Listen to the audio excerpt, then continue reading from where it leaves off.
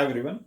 So today we will discuss the specific heat and latent heat of a body.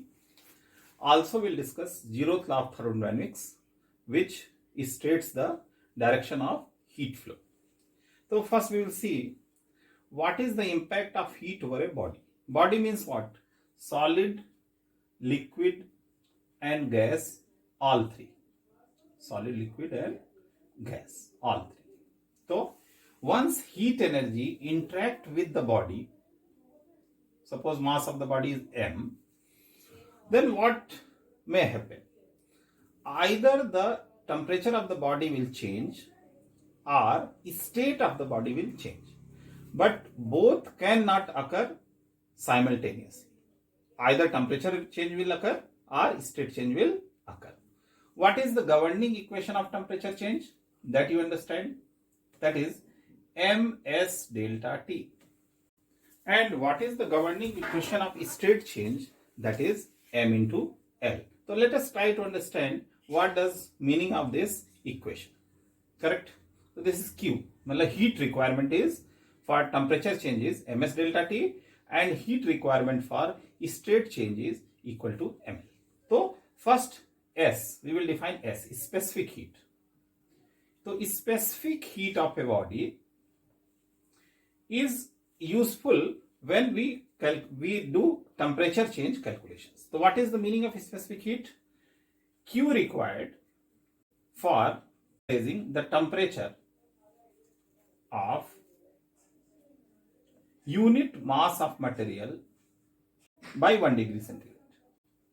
So this is the definition of specific heat. Means यदि unit mass of material का लिया जाए और उसका temperature 1 degree centigrade increase करना हो तो हमको जो हीट की जरूरत पड़ेगी वो जरूरत पड़ेगी स्पेसिफिक हीट के बराबर जो रिप्रेजेंट किया जाएगा एस से. करेक्ट? तो S is material dependent, it is constant for a material. तो for unit mass 1 degree centigrade rise the energy required is S. तो proportionality law for m mass and 1 degree centigrade rise, how much energy will needed? M into S. And again for m mass and delta T degree centigrade rise temperature, how much you need? Ms and delta T. So this is the equation I have written here. For body of mass m, if its temperature is increased by delta T, the total energy required is ms delta T, where S is the specific heat that I have already discussed. Now come to the case of state change. So here the parallel to specific heat, the term defined is as latent heat. So latent heat is defined as energy required to change the state of unit mass of body. तो यहां पर temperature change की बात नहीं आएगी. मैंने बताया कि जब स्टेट चेंज होगा तो टेम्परेचर चेंज अकर नहीं करेगा. तो सीधा सा डेफिनेशन है कि यदि यूनिट मास बॉडी का लिया जाए, उसका स्टेट चेंज किया जाए तो जितनी एनर्जी रिक्वायरमेंट होगी वो क्या कहलाएगी? Latent heat of the body. It is also material dependent. Means once the value is determined for water it will be fix. Correct? तो अब क्या डिस्कशन हुआ? 1 मास के लिए यदि हीट रिक्वायरमेंट L है तो suppose m mass I have taken for the body, the heat requirement will be m into L. That what I have written here. Q is equal to m. So this is the summary of discussion what I have made here and the explanation of specific heat and latent heat. So here I have written various constants like specific heat of water for temperature change. This is temperature change. So specific heat of water for temperature change is 1 calorie per gram per degree centigrade. What does it mean? If you take 1 gram of water and change its temperature by 1 degree centigrade, then you require 1 calorie of heat. If you decrease by 1 degree centigrade, you have to take out 1 calorie heat from the water. If you increase 1 degree centigrade, you have to supply 1 calorie to the 1 gram of water. So this is the meaning of specific heat of water. It is constant. It is not going to change. Similarly, when you talk about latent heat of water for vaporization, process also you have to mention. For what it is defined? For vaporization. that is 5 calorie per gram. What does it mean?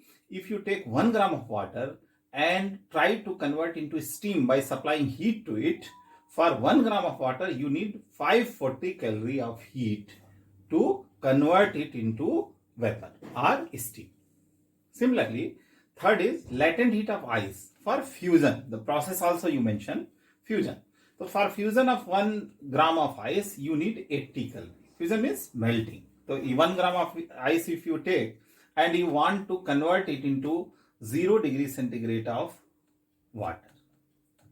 So ice is also at 0 degree centigrade and water is also at 0 degree centigrade, but water consists of 80 calorie additional per gram. Per gram 80 calorie additional energy, then only the fusion can occur. So this is the meaning of latent heat of ice for fusion, latent heat of water for vaporization, and specific heat of water for temperature change. We will understand this concept with help of a numerical problem so that we can clearly understood how these equations can be applied in a physical system. Now we try to solve this question, but before that, one thing is more, we should understand zeroth law of thermodynamics. Okay, first we will understand this, then we can solve this problem. So, zeroth law of thermodynamics. So, zeroth law of thermodynamics states that if two bodies in contact having different temperature T1 and T2, and suppose T2 is greater than T1, then from body of higher temperature, the heat energy will flow towards the lower temperature body. So T2 means if body B and it is body A, the temperature of body B is high, then heat energy starts flowing from B to A if there is a conduction of heat, and heat energy is deposited to body A, or this process will continue till the temperature of both the system becomes equal, means they are in thermal equilibrium. तो zeroth law of thermodynamics कुछ भी नहीं है, thermal equilibrium का concept है कि if there is a temperature difference and there is a way of heat transfer from one body to another body, then the heat transfer will occur till both body attains the same temperature. Means what? अब यहाँ पे होगा क्या, T1 तो increase होगा, कहाँ increase होके T पहुंच जाएगा, और T2 जो है वो डिक्रीज होके T पहुंच जाएगा. Once the same temperature is achieved, heat flow will stop. So this is called zeroth law of thermodynamics or law of calorimetry. Okay, so now we will solve this question. A mixture of 250 gram of water and 200 gram of ice, both at 0 degree centigrade, is kept in a calorimeter. Calorimeter. तो calorimeter क्या होता है, उसमें heat measurement का एक instrument मान सकते हैं, उसमें जो भी कितनी हीट पास हुई it can measure. If 200 gram of steam at 100 degree centigrade is passed through the mixture, calculate the final temperature and weight of content of calorimeter. तो एक कैलोरीमीटर है जिसमें शुरू में 250 ग्राम वाटर है और 200 ग्राम आइस, और इन दोनों का टेम्परेचर 0 डिग्री सेंटीग्रेड. करेक्ट. अब थ्रू पाइपिंग और सम वे स्टीम इज पास्ड हियर. ठीक है, और इधर से एग्जिट का भी रास्ता. तो जो स्टीम पास हो रही है वो 100 डिग्री सेंटीग्रेड की है, और ये यहां से इंटर कर रही है इस सिस्टम के अंदर, वाटर आइस सिस्टम के अंदर, और यहां से एग्जिट हो रही है. करेक्ट. टोटल कितना स्टीम पास किया? This is 200 gram. 200 gram steam is passed. यहां से 200 ग्राम स्टीम यहां से भेजी गई, और यहां से 200 ग्राम मिलेगी या नहीं मिलेगी, दैट इज क्वेश्चनेबल. तो here we write here 200 gram steam is passed through the system, then we will see how much steam will come out. तो यहां पर होगा क्या कि जब स्टीम इस सिस्टम के कांटेक्ट में आएगी तो because of the zeroth law of thermodynamics it will transfer heat to the system. तो जब सिस्टम का ट्रांसफर होगा तो क्या होगा कि वाटर के केस में तो टेम्परेचर राइज होगा, और आइस के केस में there are two process, first it will melt and then temperature rise. Water के केस में सिर्फ टेम्परेचर राइज, क्योंकि स्टेट चेंज का क्वेश्चन यहां पे, स्टेट चेंज का कोई भी क्वेश्चन यहां पे नहीं उठता है। अब क्या होगा कि it will maximum heat up to 100 degree centigrade and ice after melting is maximum reach up to 100 degree centigrade. यहां तक का हम कैलकुलेशन पहले करते हैं। If further heat is available then it can further transfer its state, but पहले यहां तक का कैलकुलेशन करते हैं। तो क्या क्या करेंगे कि हीट रिक्वायर्ड इस प्रोसेस मींस वाटर और आइस दोनों 100 डिग्री सेंटीग्रेड तक पहुंचेंगे तो कितनी हीट रिक्वायर्ड होगी, लेट अस कैलकुलेट। तो requirement of required heat for system to reach 100 degree centigrade of water. भाई ये मेल्ट हो गया तो सब पानी हो गया, तो टोटल पानी हो जाएगा means 250 and 200 450 gram of water. यहां पर 450 ग्राम ऑफ वाटर हमको फाइनल मिलेगा, जिसका टेम्परेचर 100 डिग्री सेंटीग्रेड होगा। यदि ये 200 gram of steam sufficient energy इसको सप्लाई कर देती है तो पहले कैलकुलेट करते हैं कि इसके लिए कितनी एनर्जी रिक्वायरमेंट है। वाटर का state temperature change means MS delta T, water सिर्फ एमएस डेल्टा टी, तो 250 into S is 1 into delta T, तो delta T will be 100 plus, ये तो हो गया वाटर का केस। आइस के केस में पहले मेल्ट होगा मींस m इंटू एल, तो m की वैल्यू कितनी है, ice will be 200 into L, तो मेल्टिंग हमने बताया 80 कैलोरी, तो you have to multiply by 80। अब ml में लगा दिया, फिर इसमें टेम्परेचर चेंज होगा। एक बार पानी बन गया तो फिर टेम्परेचर चेंज प्रोसेस, तो कितना हो जाएगा 200 इंटू एस। अब वाटर बन चुका है तो स्पेसिफिक हीट वाटर का लिया जाएगा 1 इंटू 100, ठीक है। ml वाले में टेम्परेचर का जिक्र नहीं है क्योंकि ml is involve in state change, वहां पे टेम्परेचर राइज नहीं है, वहां टेम्परेचर का यूज नहीं है। डेल्टा टी केवल एमएस डेल्टा टी में लिया जाएगा। तो ये वैल्यू जब हम कैलकुलेट करेंगे तो the value will come 25,000 plus 36,000, that you can check, and the value comes 61,000 calorie. तो यदि 61,000 कैलोरी इस सिस्टम को हीट मिल जाए तो ये सिस्टम यहां तक की जर्नी कंप्लीट कर लेगा, जिसमें 450 ग्राम ऑफ वाटर 100 डिग्री सेंटीग्रेड के टेम्परेचर पर रीच कर जाएगा, करेक्ट।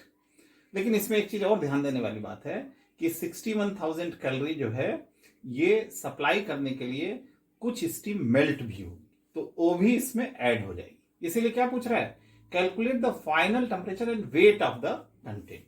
तो वैसे तो लग रहा है कि वेट 250 प्लस 200 450 होना चाहिए, नहीं, जो स्टीम पास हो रही है उसमें से 61,000 कैलोरी की नीड पूरी करने के लिए कुछ स्टीम मेल्ट होके इस पानी में ऐड हो जाएगी। तो जो स्टीम मेल्ट होगी वो भी 100 डिग्री सेंटीग्रेड पे होगी, तो इस पानी के साथ मिक्स होके ऐड हो जाएगी। तो हम ये निकाल सकते हैं कितनी स्टीम मेल्ट हुई इस 61,000 कैलोरी की हीट रिक्वायरमेंट पूरा करने के लिए, how much steam is melted. तो steam melted, steam condensed, not melted, condensed. तो स्टीम कंडेंस कैसे स्टेट चेंज निकालेंगे, तो m is equal to Q by L, ठीक है, Q is equal to ml। तो अब यहां पे Q की वैल्यू कितनी रख दें, 61,000 divide by L, L is nothing but how much 540। Vaporization और कंडेंसेशन का एक ही रहेगा, तो यहां पे ये कैंसिल हो जाएगा, तो ये वैल्यू आ जाएगी 6100 डिवाइड बाई 54, 6100 डिवाइड बाई 54।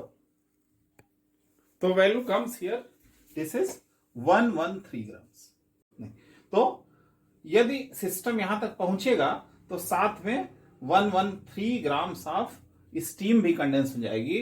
तो टोटल वॉल्यूम यहां पे कितना हो जाना चाहिए, 450 प्लस 113 मीन्स 563, तो टोटल 563 ग्राम वाटर है अभी, जब इतनी एनर्जी स्टीम से मिली, जिसका टेम्परेचर कितना है 100 डिग्री सेंटीग्रेड।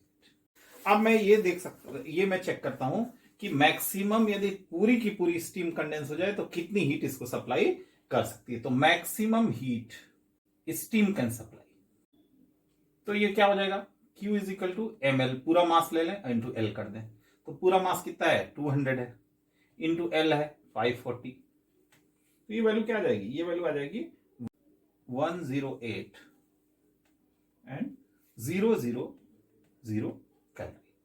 निश्चित तौर पे 61,000 कैलोरी जो है इससे छोटा है 108,000 कैलोरी से, तो यहां तक तो सिस्टम पहुंचेगा ही। व्हाट इज बैलेंस हीट, यदि बैलेंस हीट देखें इसमें तो जो बचेगी, तो this value will be 108,000 minus 61,000 and this is equal to 47,000 calorie.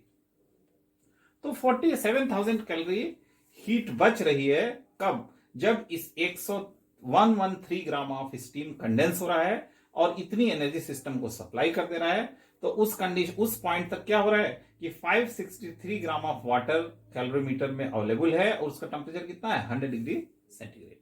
अब क्या 47,000 कैलोरी का जो बैलेंस एनर्जी है फर्दर चेंज करेगी इस सिस्टम में, तो फर्दर चेंज क्या हो सकता है कि ये 563 ग्राम ऑफ वाटर स्टीम में कन्वर्ट हो जाए, it is converted into steam. तो ये वन स्ट्रेच में होगा, हाफ कन्वर्जन नहीं होगा। यदि ये एनर्जी सफिशिएंट है कि पूरी की पूरे वाटर को स्टीम में कन्वर्ट कर दे, then only it will be utilized, otherwise steam heat will not interact with this system, क्योंकि ऑलरेडी अपने सैचुरेशन स्टेट में पानी है, 100 डिग्री सेंटीग्रेड पे इसका टेम्परेचर रीच कर चुका है। तो यदि पूरा का पूरा वाटर जो है 100 डिग्री सेंटीग्रेड पे, यदि ये हीट उसको स्टीम में कन्वर्ट कर पाएगी, then it will be observed, else the steam will pass as such. तो अब देख लेते हैं कि हाउ मच हीट रिक्वायरमेंट है। Q is equal to M into L, 563 gram of water है अभी इस पॉइंट तक, तो 563 इंटू L इज व्हाट 540, वही वेपोराइजेशन प्रोसेस हो, तो वैल्यू आएगी, it's a very high value I think, या 304,020 कैलोरी। तो ये बहुत ज्यादा है, 47,000 से बहुत ज्यादा है, ये लाख्स में, इट इज इन 1000। तो इसका मतलब ये 47,000 कैलोरी की जो बैलेंस हीट है स्टीम की, it is of no use and the balance steam will pass as such without transferring any heat to the system, because system is not in a position to completely change into another state. तो क्या हो जाएगा, final system का क्या पूछ रहा है, calculate the final temperature and weight of the content of the calorimeter. तो फाइनल टेम्परेचर तो वही 100 डिग्री सेंटीग्रेड हो जाएगा, करेक्ट, क्योंकि अब स्टेट चेंज तो संभव नहीं है, और फाइनल जो वेट हो जाएगा वो हो जाएगा 563, जिसमें इनिशियल वेट शामिल है 250 ग्राम of water, 200 gram of ice जो फाइनली पानी में कन्वर्ट हो गए हैं, और जो स्टीम कंडेंस हुई है उसका 113 ग्राम भी यहां पर इंक्लूडेड है। तो मैं उम्मीद करता हूं कि ये कॉन्सेप्ट क्लियर हुए होंगे। तो you can see it again and try to understand how this zeroth law of thermodynamics, specific heat, state change concepts are applied. तो आज के लिए बस इतना ही, और यदि वीडियो पसंद आया हो तो जरूर लाइक करें और चैनल को प्लीज सब्सक्राइब करें ताकि मेरा भी मोटिवेशन बना रहे। Thank you.